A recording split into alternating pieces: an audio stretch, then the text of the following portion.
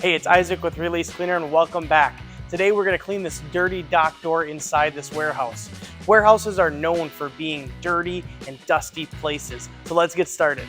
With me today I have my foamer with a 20:1 dilution of release in it, and I figured that the foamer was going to be the best application for this because it's such a wide and large area. So let's go ahead and foam some stuff on and see how it does. Now that we have that foamed on, we're going to let it sit for a couple minutes. Release works best when it has time to associate itself with the soil. It makes easy work of the tough soils by associating with it, and the more time you give it to do that, the better results you're going to get. I brought my brush with me today, and I want to agitate this release down into the soils. I want to really get it in there so it can associate itself better.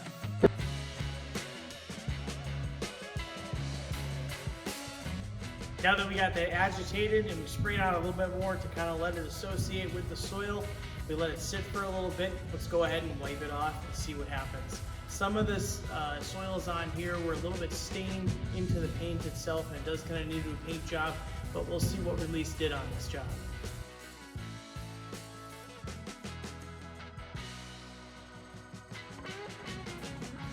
And there you have it. Thanks to release, this dock door is clean as it can get.